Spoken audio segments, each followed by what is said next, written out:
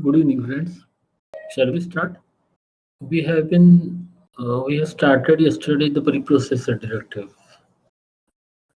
As I told yesterday, instead of starting the control structure case, rather switch case control structure, we started preprocessor directives.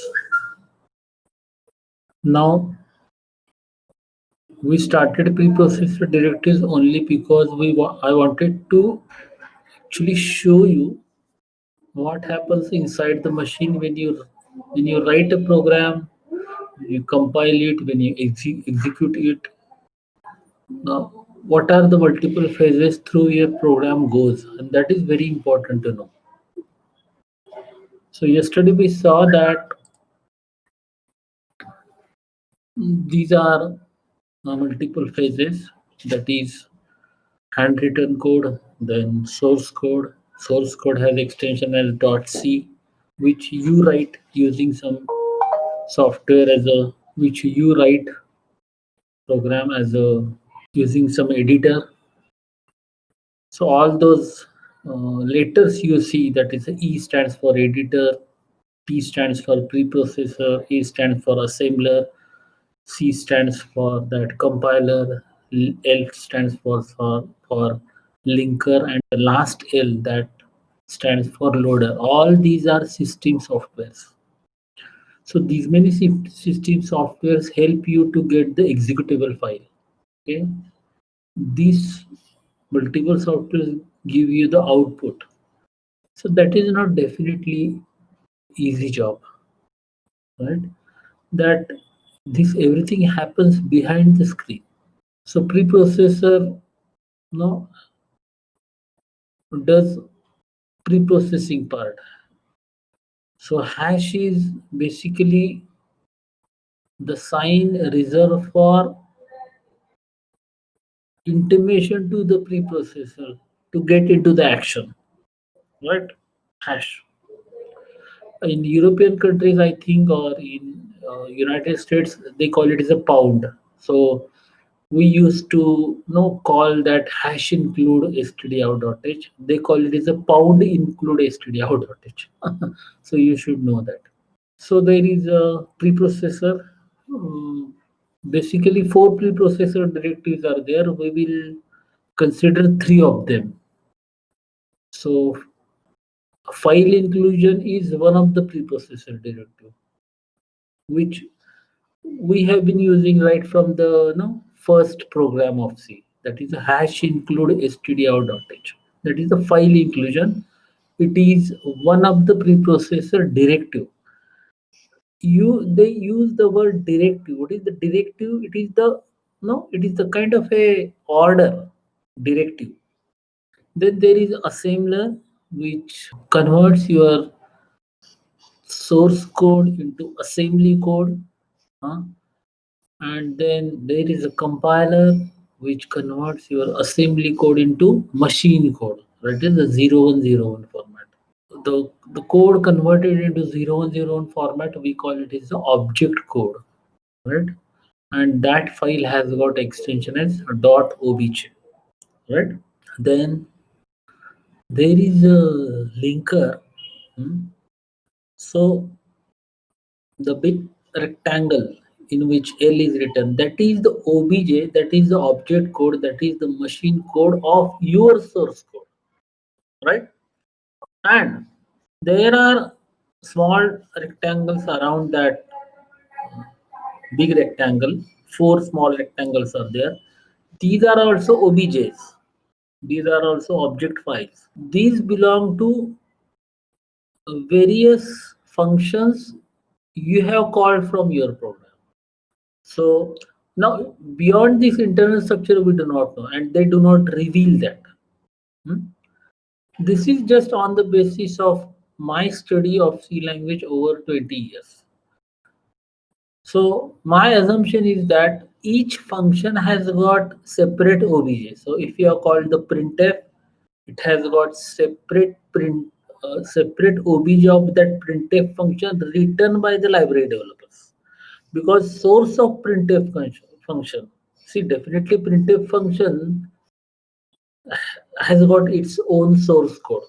Now that source code is not visible to anyone in this world, okay, except that library developer, because that is a proprietary, right?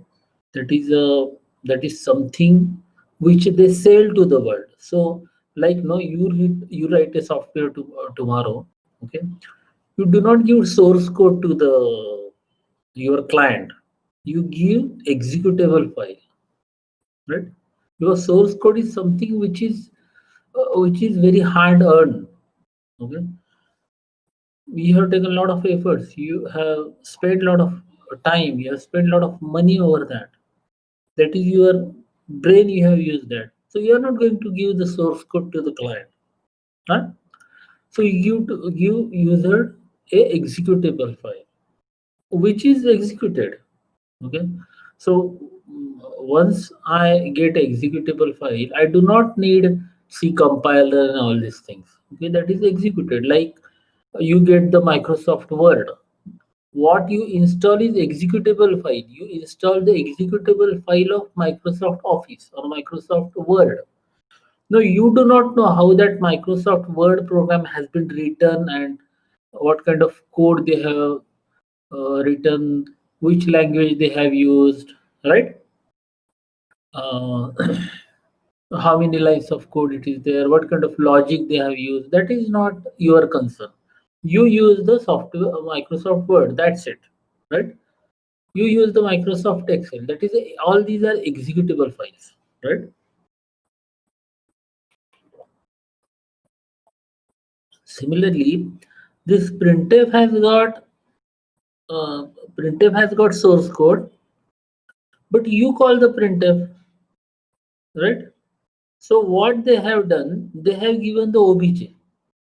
Obj is there, dot obj, which you cannot open, which you cannot read. That is in the machine code format. What does the linker do? Linker links that obj file along with your obj file. So if there are multiple functions, like you have called the malloc, you have called the calloc, right? Calloc, you have called the free function, you have called the printf function, you have called the getch, getchar. Huh? So we call many functions from our C program. So these many obj files are linked to your obj file, and final file, the size of definitely which is very huge, that we call it is the executable file, which has got extension as .exe, right? .exe. These file we can see that. Okay. Some of the files are not visible, like uh, that assembly file, that is not visible. Preprocessor file, okay, that is the expanded source code, that is not visible. So these files are created internally. Executable file is visible. You can see that file. Huh?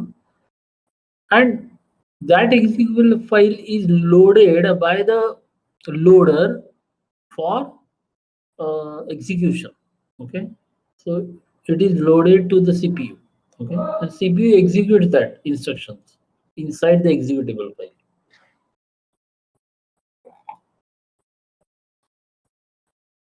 So this is the whole program life cycle.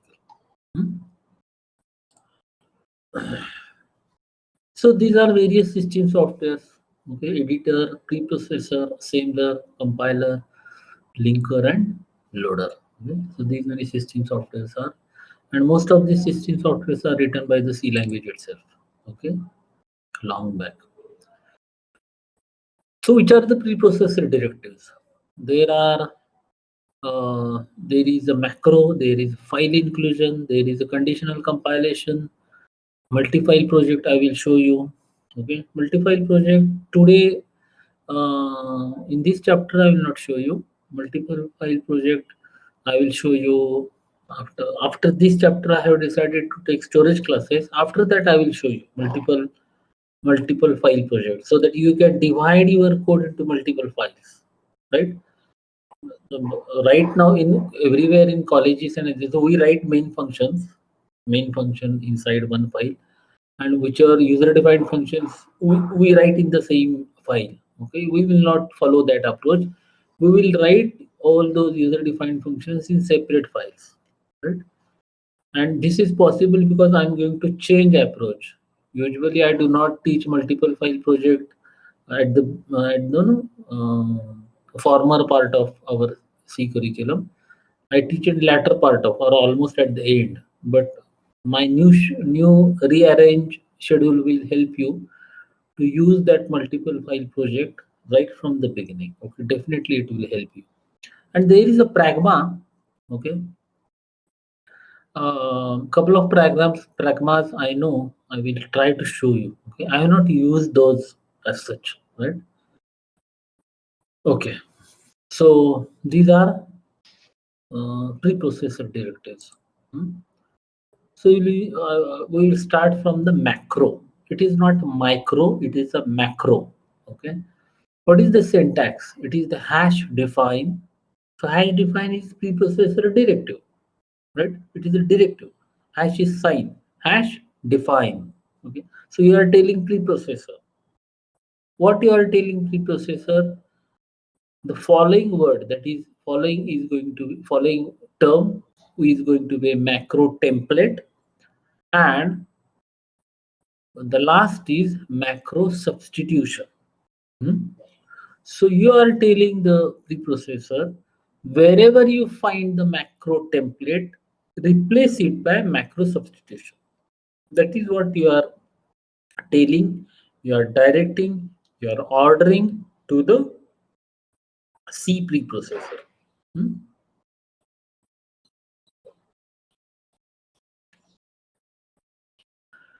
Macro is usually written in capital letters.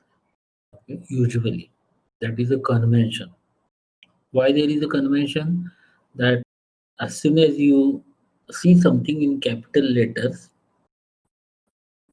user, rather not user, not software user, a programmer, you as a programmer who has written that code, or your next programmer, okay, because I told you you are going to write a program for um, next programmer as well as user.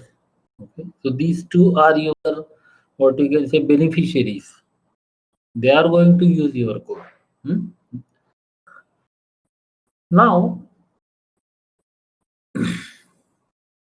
whenever you something see in the caps letter, definitely you or other programmer can identify, can recognize that it is a macro. That's it. Okay? Otherwise, you can declare variables also in caps letter, but we do not because that is not convention. Otherwise, if you declare a variable in caps lock, somebody who is other programmer, he will find that that is a macro. So that is going to be a mess. That is going to be a, I mean, confusion. Program will run, but we don't want to create unnecessary confusion. Okay. So macros are written in caps lock. That is a convention. Okay. Macros should never be terminated by semicolon. Okay. So some rules I am telling you, and we will directly write the program. Okay. Macro expansion can be extended to multiple lines using backslash character. If some macros are large enough, okay, so mm, that can be you know extended using backslash character. Okay, there is one term called parameterize macro, very useful, and we are going to write a few programs. Okay, so directly we will uh, write a few programs about the macro, hmm, and how these are written, what is the use of this, that everything we will see. I will take directly example, but a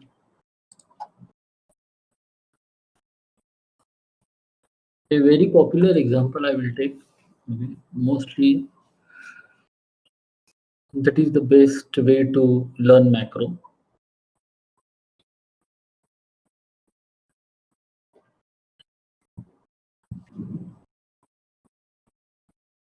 Circle and world. Circumference of a circle and volume and surface area. Is that correct? Volume and surface area of a sphere. Okay. What would be the input? Input values would be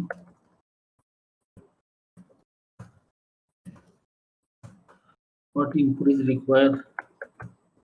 Radius of a circle, radius of a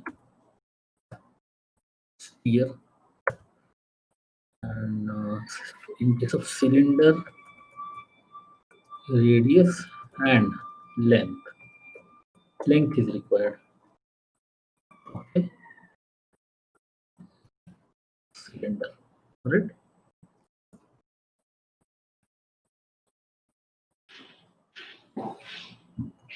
These many three variables are, I think, sufficient. Hmm? And output would be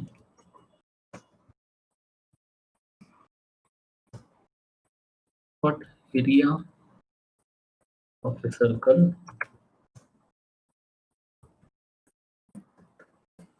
circumference of a circle, then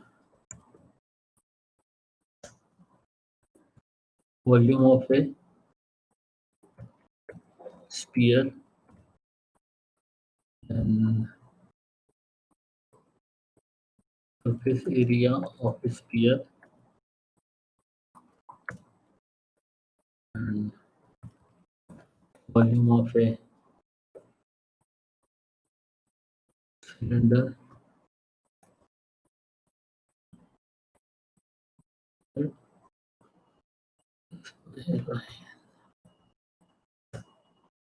And surface area of a cylinder. Right?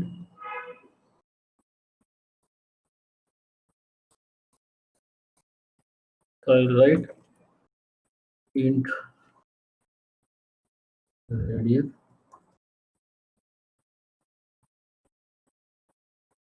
r circle, right? Int r sphere, and int r cylinder. Hmm. Int l cylinder. Okay. All these will be integers. There is no problem. Multiple float variables will be there. So float area of circle, circumference of a circle, volume of a sphere, surface area of a sphere, right? And volume of cylinder, and surface area of cylinder. Okay. Here you can give comments if you want what that AC stands for, what that CC stands for. But if you have written these kind of comments at the beginning of the program, then it is easy. Okay, what this each variable stands for. Hmm? So enter radius of the circle, and percent d, and r circle, right? I'll copy paste this that we can save some time.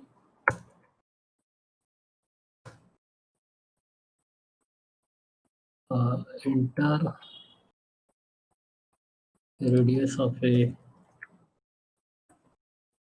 sphere, the radius of a cylinder, enter length of a cylinder, right? So this will be R circle, this will be R sphere, this will be R cylinder, this will be L cylinder. Hmm? Hmm? Intentionally, I am taking some different program. There is an intention. Huh? So what I can write AC, area of a circle is 3.14 into R into circle into, right? That is AC. CC is equal to 2 into 3.14 into R circle by R, right?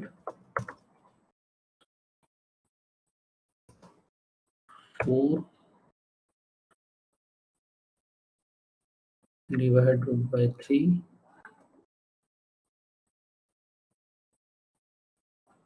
into 3.14 by R. 4 upon 3 pi R cube. 4 upon 3 pi R cube. So R sphere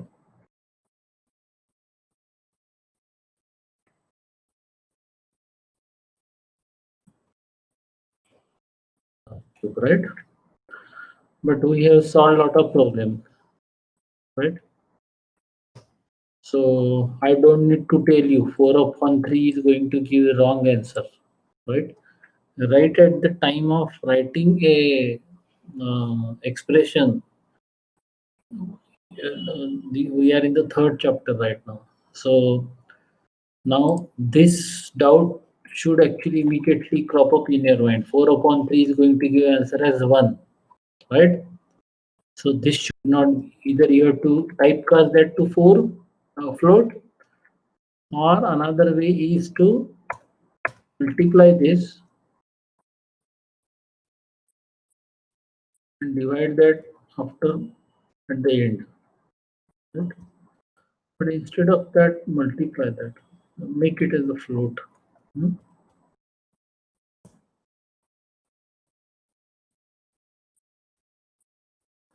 Right? And what is next? Volume of surface area of, what is the formula? 4 pi r square. So that is 4 into 0.14 into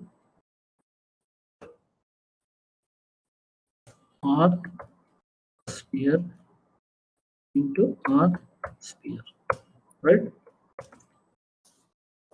And what is volume of cylinder? Volume of cylinder is equal to, volume will be, I think, area of that base. What is the area of that base? Hmm, area of that base will be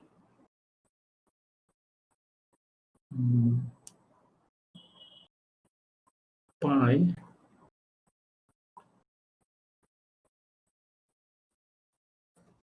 r square, right? Pi r square. So that is r cylinder into r cylinder. Pi r square. What will be the area into that length, right? That will be the volume. L cylinder. So this will give the volume. I'm not wrong. If I'm wrong, correct me please. right? And SAC will be uh, 2 into surface area. So two areas will be there, top and bottom. So that is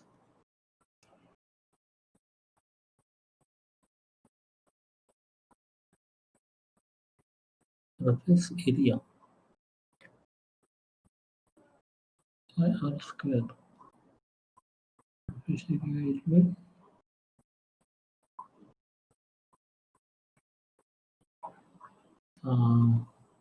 3.14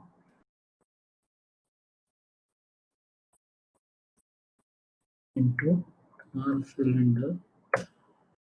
If I am wrong, please correct me.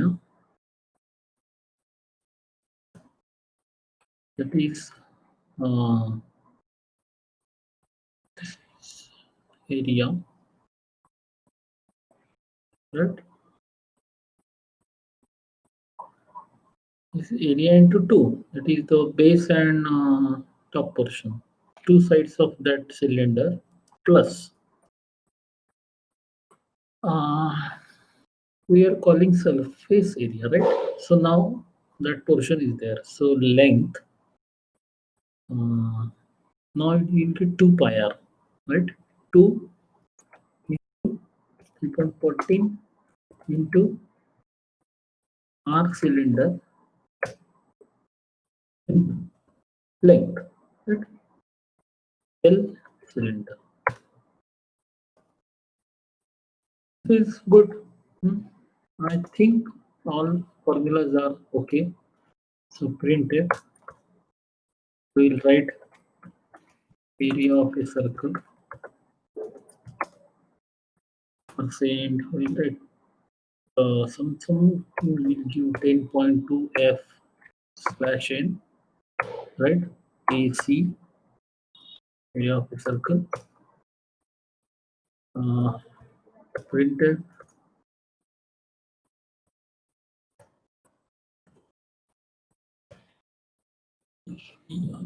circle circle percent 10.2 f slash n, then CC, right? Printf. Next, volume of a sphere. Sphere 10.2 f slash n. What is the variable? Vs. Then printer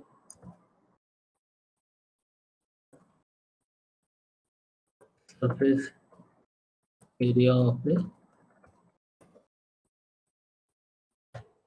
sphere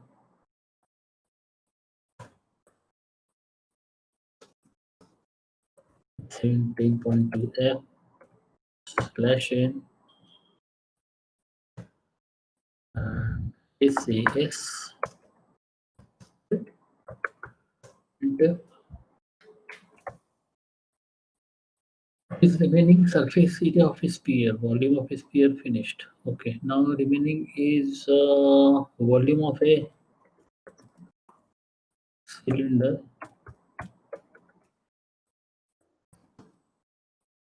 17.2 f slash n volume of a cylinder, right? If you declare variables which you can recall and remember, it is very easy to write program. Otherwise, it will be completely mess. So spend a lot of time. You make a lot of typo mistakes. You will get a lot of warnings, errors. A lot of things will be there. So while writing this kind of programs will help you to design the program. That is the reason I am writing this program. Okay. Surface area of a in cylinder percent 10.2 f slash n and SAC, right? So far, okay, mistake is there. What is the mistake?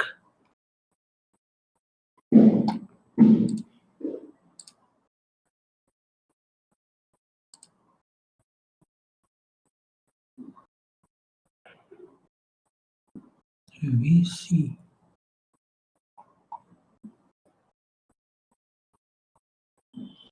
Enumerated operands to binary have long, double, and int. Okay. Have you seen that small mistake here? Just a typo mistake. Very difficult to find. Because from here you won't get correct information what you have done wrong. A small mistake, small typo mistakes, right? So we will build the we have built the program. There is no error and warning. We'll run the program.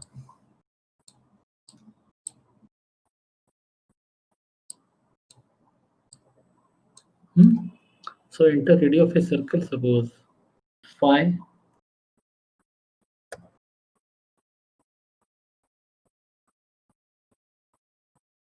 Then radius of a sphere, suppose 4.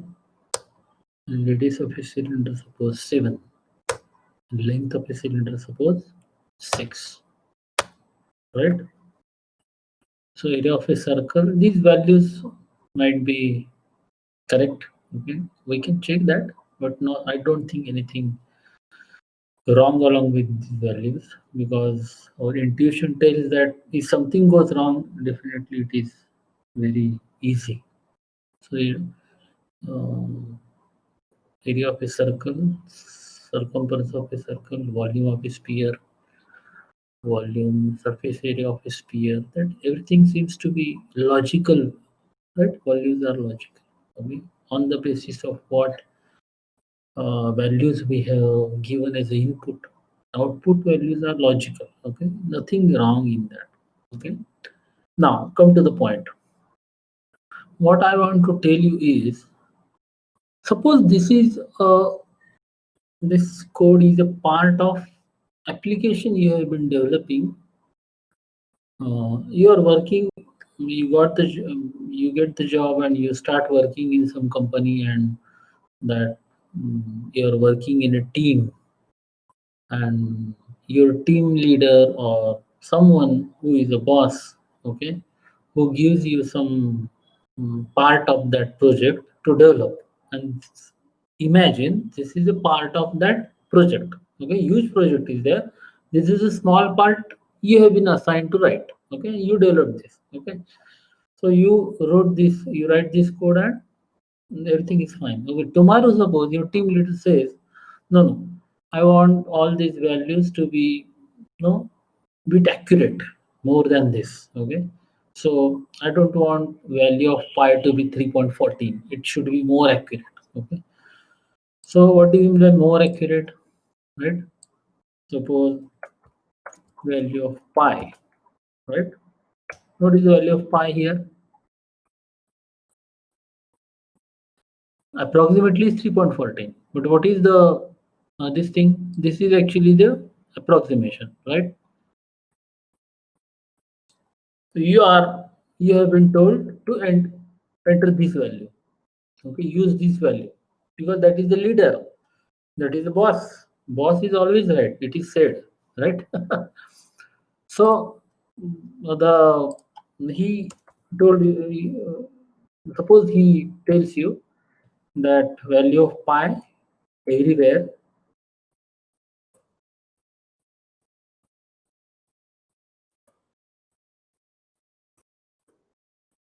should be this, right? What you will do? You will copy paste all these values everywhere throughout your program. Imagine that this is a very large application. Okay, and you have used value of pi 100 times. Okay, okay, in various formulas. Huh? So you will say, okay, you will go and copy paste this, cut paste, copy paste this. You will copy this, right, and paste this here everywhere. Isn't it? Yeah, what you will do? You will do that same thing. And while doing that, you may make mistake here. Convert that 4 divided by 3. You will paste there as well. Okay, because these are quite possibilities. Okay, when you do that, quite possible. Right? And somewhere you will miss that also. Somewhere you may not replace that. Okay, so this is how your program will look, because your boss has told you that replace that 3.14 by more accurate value. So you replace that. Okay, and you submitted the code. Okay, after 15 days he rolled back. Okay, he said no, no, no, that earlier value 3.14 was good. Okay, what you will do again, 3.4, you will replace this value by 3.14, isn't it? Okay, so you will ask yourself, or you will complain in your mind, not directly complain to the boss. Okay, have I been taken to do all these things, rubbish things? Okay, use this value, then change the value, then again use that same value. Okay, what I'm doing here as a software engineer? You will ask definitely. If you don't ask, at least you will, that thought will cross your mind. What the hell I'm doing here? Okay, after finishing my BE. Okay, am I replacing just values?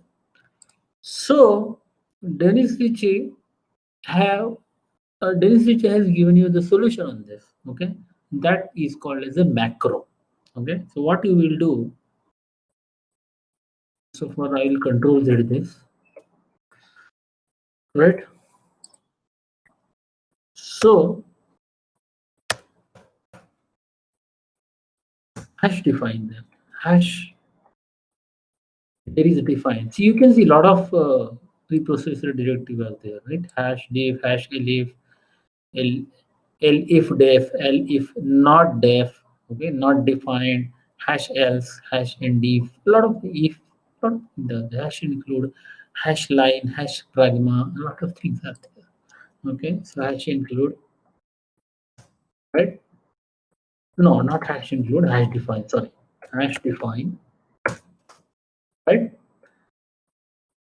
So first was what? Macro template. So give the macro template, some value, pi, pi, capital Pi, because the convention is that Pi should be capital. Okay, macro template should be capital. And you are telling the preprocessor, replace this wherever you find Pi, replace this by what? 3.14. That's it. Sorry.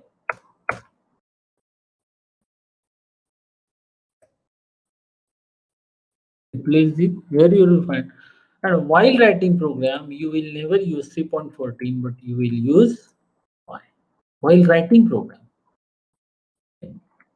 First time you write programs, you will use the macro, you will define the macro and use that wherever value. Okay. So as a season programmer, you will follow this practice, right? These changes you are not making afterward. Once your boss tells you, these changes you are making when you write code first time. Okay. So that you will come to know with the aid of with the help of your experience. Okay, where to use the macros, where to declare macros, what kind of macro you may need in the future. Hmm? There are benefits for this, which I will tell you what are the benefits, right? And never terminate by the semicolon. Why I will tell you. Hmm? So now 654. What happens? 6 3 5 8. That's it. Okay. Now this is how you write the program. Hmm? So once you write this program in this fashion, tomorrow boss tells you, no, no, I don't want 3.14. I want this much value. You will say, okay, boss. Okay. Mhm. Take this value and change here only at one macro definition. That's it. Okay. So what will happen? Recompile the program. Okay. And wherever it finds pi, it will place this value. Okay,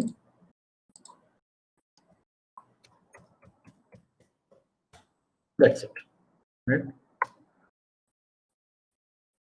Again, boss tell you, no, earlier 3.14 is okay. So we'll, no problem. Okay, only one change is required. Recompile, execute, finish. Okay, this is how macro can be used. Okay, it's one way of. Okay, now how this is done internally. Since this is a preprocessor directive, macro is a preprocessor directive. Before this program is sent for the compilation, because now you know the phases of the mm, life cycle of a program. Before this program is sent for the compilation, preprocessor does what? Preprocessor preprocesses this file, and wherever pi is there, capital Pi, as it is, okay? So it finds pi here, it will be replaced by 3.14. So wherever it finds that, it will be replaced by macro substitution. That's it. And macro is a literal replacement. What do I mean by literal replacement? It doesn't think about so that's why I'm using the word literal replacement, right?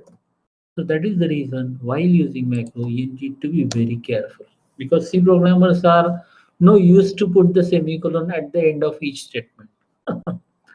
Okay, their mind is conditioned for that. Okay, so you have to take care of this. Okay, so mm, you need to be very careful. As far as this is concerned, as I told you, it has to be written, it needs to be written, it should be written in a capital, so that when you look at this program, you will come to know, okay, this pi is a capital, it must be a macro, right? This is how you can know, recognize, okay, that might be a macro, right? So this is about the macro. Hmm? I think uh, you understood the program and philosophy and reason behind this whole program. Okay, intentionally I took this so that you understand that. Right? Otherwise, uh, but you can put macro for anything, right? I will remove this. Suppose I use the macro for hash define int for int, right? So here I can write int. My God, int is also macro. Integer. Okay. Wherever it finds integer, it will be replaced by int. Okay. So it will work. There is no problem. Right? So depends. Unnecessary macro should not be used. But macro is a part of, yesterday I showed you the that library file, header file I showed you, right? You will find a lot of macros over there. Macros, lot of preprocessor directives. Uh, you might have seen that. Let me see. Recent files are there. Yes, stdio.h is there. Have you seen that? Hash. Lot of hashes are there, right? Hash define. Have you seen those? All these are macros. Okay. All these are macros. Hash define. Okay, huge 6.8, seek cursor, seek8. These are basically macros which we are going to use in the file handling, right? File handling, we need those. Huh? And a lot of these macros are there. You'll find a lot of macros. Hmm? Okay. Here, a lot of macros are. Hash define. This is a parameterized macro. I will show you this. Okay. Something is written inside this, right? Brackets are there.